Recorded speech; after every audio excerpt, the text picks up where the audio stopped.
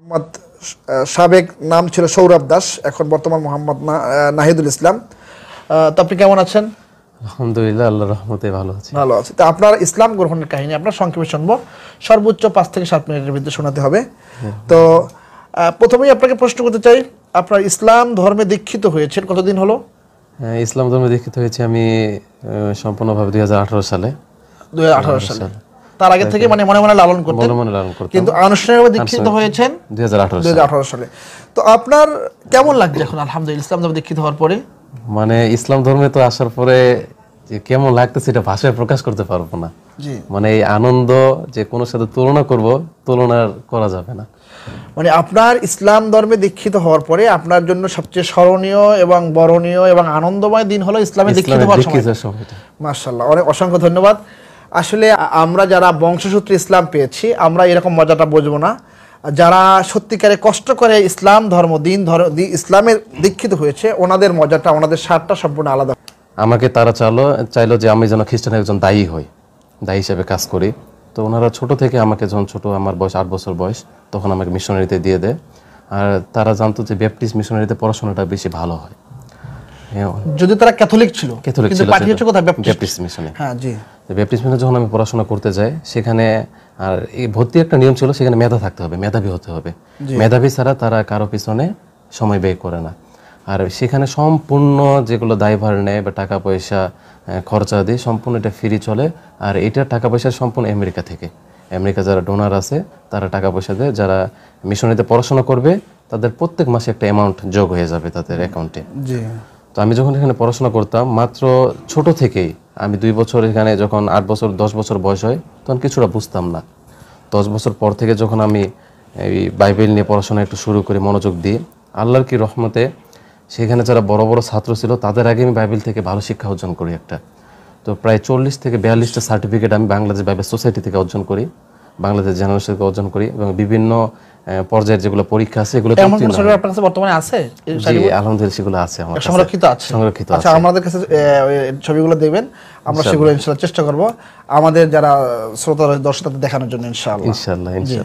তো ওখানে যখন আমি পড়াশোনা করতাম তখন দেখতাম যে বিভিন্ন জায়গা থেকে যারা খ্রিস্টান দায়ী হিসেবে কাজ করে, বিভিন্ন ধর্ম মুসলমান, হিন্দু, বৌদ্ধ, এদেরকে মুসলমান বানানো, খ্রিস্টান বানানোর জন্য তারা বছরে 2 বার আর কি সম্মানিত হয় আমাদের মিশনারিতে।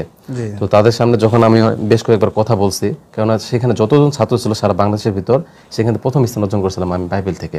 কিন্তু তখন আমার বয়স কিন্তু বেশি না, মাত্র 16 থেকে 17 বছর বয়স এরকম। তো আল্লাহর এটা আর কি আমি মনে করি একটা কুদরত মাধ্যম, যে এত অল্প বয়সে আমাকে বাইবেল থেকে একটা শিক্ষা অর্জনের মাধ্যম দিয়েছেন। তো আমি যখন বাইবেল থেকে পড়াশোনা 16 থেকে 17 বছর বয়সে 16 থেকে বাইবেল কি পুরোটা পড়েছেন? পুরোটাই। আচ্ছা, মুখস্থ করেছেন? একবারে মুখস্থ বলতে সেরকম না, তবে মুখস্থের মতো। আচ্ছা, তারপরে তো আমি কারো কাছ থেকে শিক্ষা নিয়ে সেভাবে চলতাম না, বাইবেল থেকে যেটাই অর্জন করতাম সেভাবে চলতাম আমি।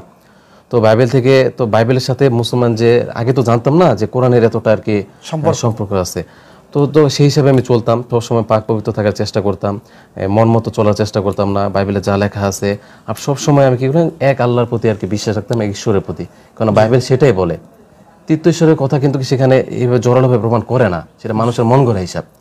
কিন্তু আমি যখন ঘুমাতে যাইতাম, পাক পবিত্র হয়ে ঘুমাতে যাইতাম, এবং আমি খেলাধুলা সবসময়। ওখানে পাক পবিত্রটা কেমন?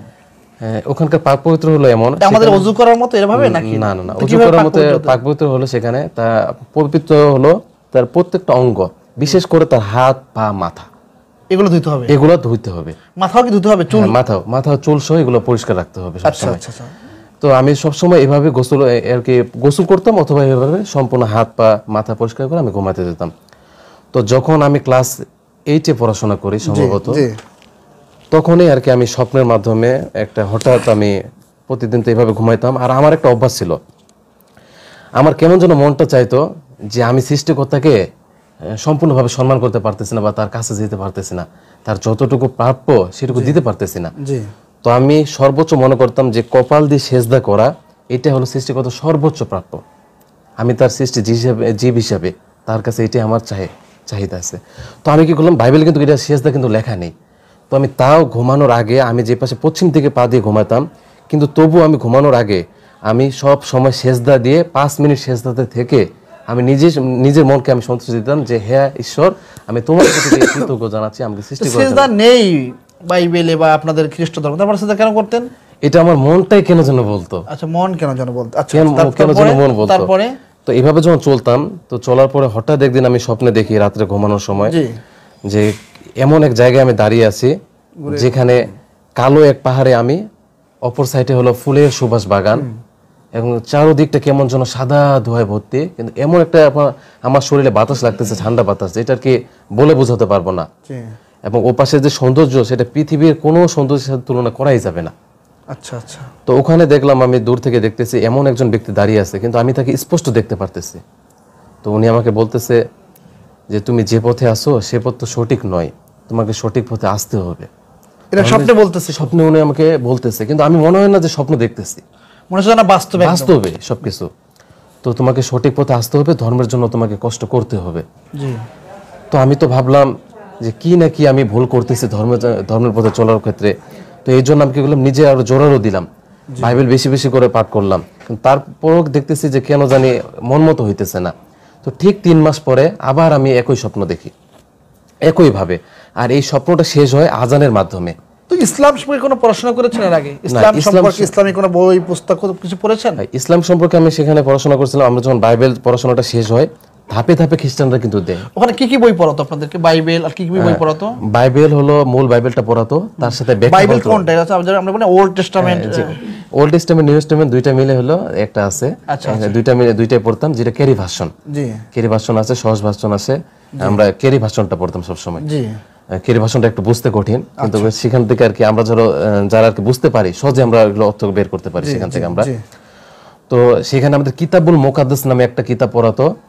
সেখানে কিতাবুল মুকাদ্দাস মানে বইগুলো কি কি? একটা হলো যে এই যে কেরি ভার্স, আর এই যে মানে বাইবেল, আর কি পড়তো? আরেকটা আছে বিজয় বাইবেল, এটার ব্যাখ্যা। আচ্ছা, বিজয় বাইবেল। তাছাড়া এটার অসংখ্য ব্যাখ্যা আছে বিভিন্ন নামে এগুলো। আচ্ছা আচ্ছা আচ্ছা আচ্ছা। আর যেটা মুসলমানদেরকে ঘায়েল করার জন্য একটা আমাদের পড়াতো কিতাবুল মুকাদ্দাস, যেটা বাইবেলের ইসলামিক ভার্সন।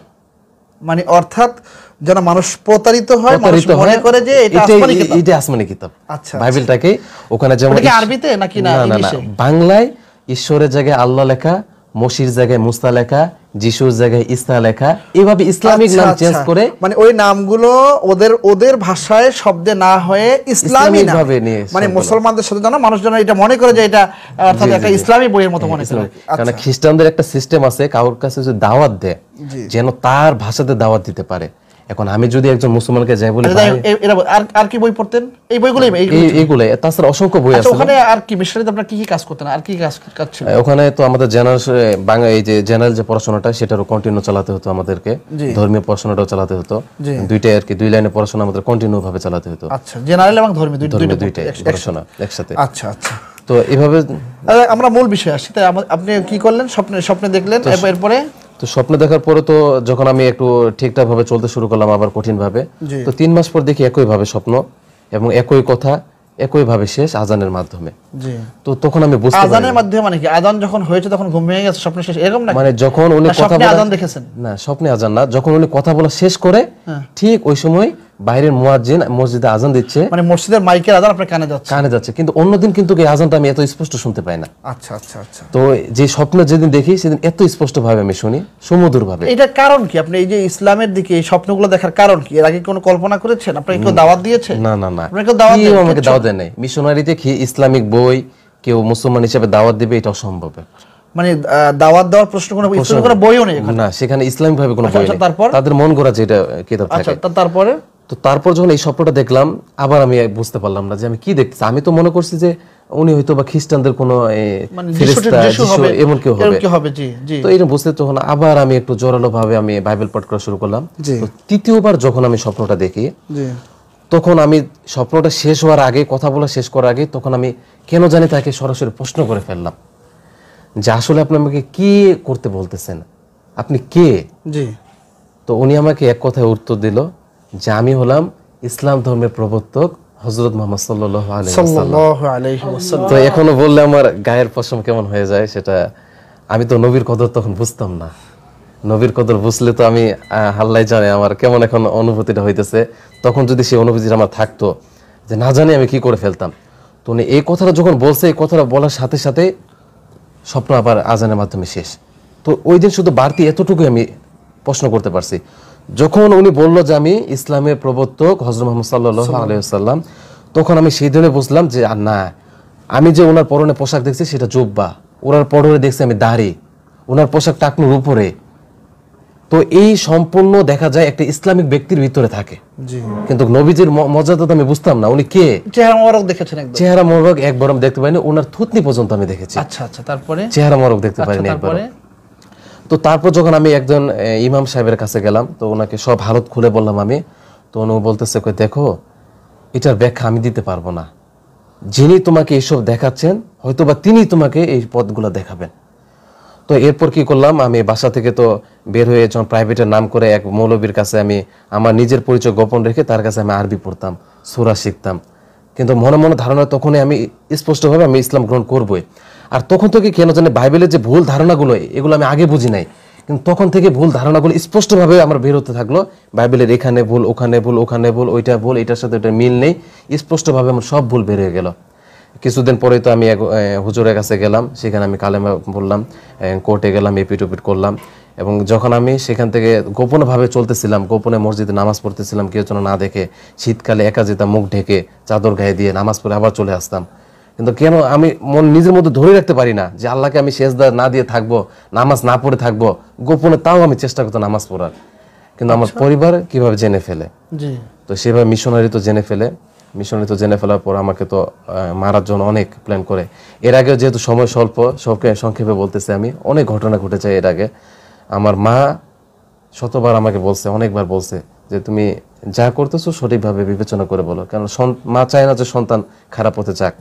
কিন্তু আমার বাবা যেহেতু একজন দায়ী হিসাবে কাজ করতো, মিশনারি খ্রিস্টান ধর্মের দিকে দাওয়াত দিত, তো ওনার বিভিন্ন সময় বিভিন্ন রূপ। তো উনি আমাদের খ্রিস্টান মিশনারিতে যিনি পরিচালক ছিলেন উনি ইন্ডিয়ান, আর আমাদের শিক্ষকরা কিন্তু ছিল আমেরিকান, বাংলাদেশি কেউ না। আচ্ছা আচ্ছা। আর বাংলাদেশি যারা শিক্ষক ছিল তাদেরকে ওনারা এক সময় আমার কাছ থেকে শিক্ষা অর্জন করছে। আমেরিকা আমার নাম সবাই চিনে, আমার প্রতিচ্ছবি, আমার চেহারা অনেক দেখছে। তারা আমেরিকা থেকে যখন মাসে মাসে আসে, এসে জিজ্ঞাসা করে সৌরভ, আমাকে বলে সৌরভ কোথায়, হয় সৌরভ, হয় সৌরভ, মানে আমাকে খোঁজ করে, কারণ তারা আমার সম্পর্কে সেখানে জানছে যে বাইবেল সম্পর্কে এত জানে ছেলেটা। তো বাইবেলে কি কি সমস্যাগুলো পেয়েছেন, এমন কিছু আছে যেটা ওই সময় চিহ্নিত করতে পারছেন? যে ওই সময় চিহ্নিত করেছে বেশ কিছু। বাইবেলে কি এই যে তৃতীয়বাদ যাকে বলা হয়, যারা আমরা কোরআনে পরিভাষা বলে সালাসা, তারা বলে থাকে যে অর্থাৎ তিনজন, এইটা কি বাইবেলে আসলে আছে না? এটা বাইবেলে যেভাবে লেখা আছে একবারে কেউ স্পষ্টভাবে প্রমাণ করতে পারবে না যে তৃতীয়বাদ এটাই দ্বারা প্রমাণিত হয়। আচ্ছা, এই যে বলা আছে ছেলে যিশু ঈসা আলাইহিস সালামকে যে ছেলে বলে মাআযাল্লাহ, আল্লাহর পানা, এটা তো আসলে সম্পূর্ণ তারা মিথ্যা বলে।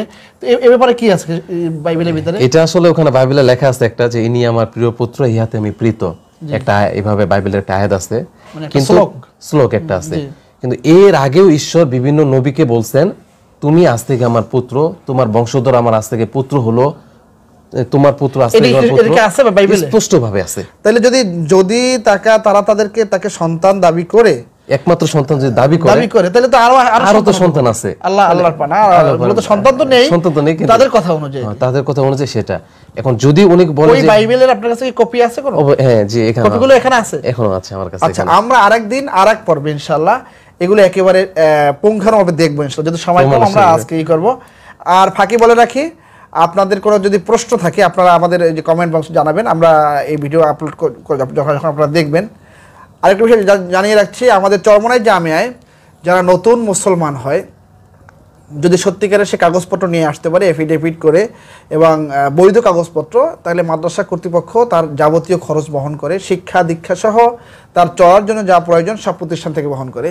এই জন্য যদি কেউ কোনো এলাকায় নবমুসলিম থেকে থাকে, ভিক্ষার প্রয়োজন নেই, ভিক্ষার দরজা, ভিক্ষার হাত মানুষের কাছে পাতার কোনো প্রয়োজন নেই। চরমোনাই জামিয়া, চরমোনাই মাদ্রাসা আপনাদের জন্য উন্মুক্ত রেখেছে। বৈধ কাগজপত্র নিয়ে এলে আমরা সকল ব্যবস্থা করব আমাদের প্রতিষ্ঠানের পক্ষ থেকে। তো আজকের পর্বে এ পর্যন্তই।